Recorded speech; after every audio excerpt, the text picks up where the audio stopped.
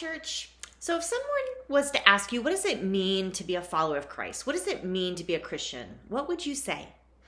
You know, Jesus was asked this question, and they were asking him, what's the most important commandment? They wanted to know.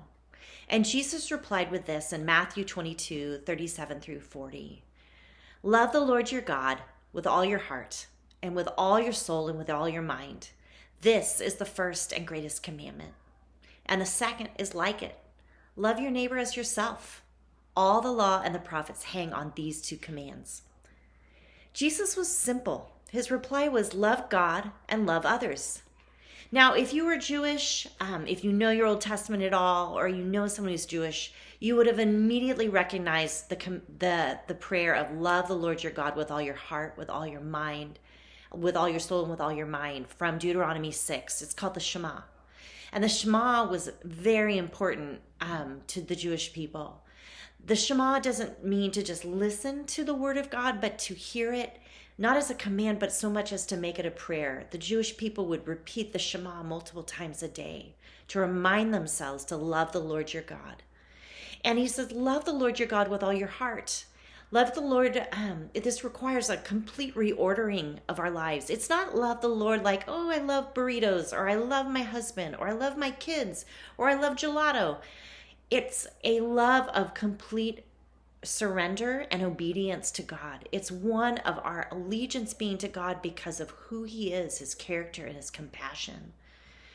And we love God with all of our hearts, with that inner part of all of our thinkings, our feelings, our desires. It's like saying, God, I give you the cockpit of my life to you. And with all of our soul includes our bodies. It's not just a spiritual exercise, but it's lived out in this body that he's given us. And with all of our strength, it's like with all of our capacities, with all of the gifts God's given us, with all the talents and resources, with my gifts and charisma or education, with all the muchness that God has brought to us, we are to love God. And we love God not by compartmentalizing or saying like, Lord, I'm going to love you with this part of me, but this part of me is for myself. It's a love that holds nothing back. Because the ultimate measure of our spirituality is our love. And then Jesus follows it up.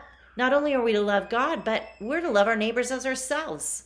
And again, if you were from a Jewish audience, you would have recognized this command out of Leviticus 19 and a list of commands around of justice for our fellow neighbors. Jesus reminds us to love our neighbors as ourselves.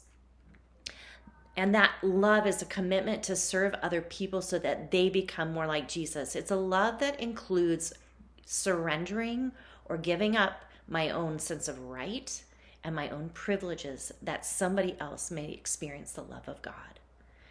Jesus sums it up by saying all the law and the prophets hang on these two commandments. In other words, what he's saying is all of the known Bible at that time can be summed up by loving God and loving others. So how do we do this?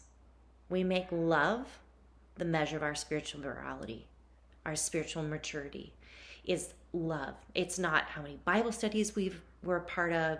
It's not how often we go to church. It's not even on how much we give or go on a missions trip, although all of those things are wonderful.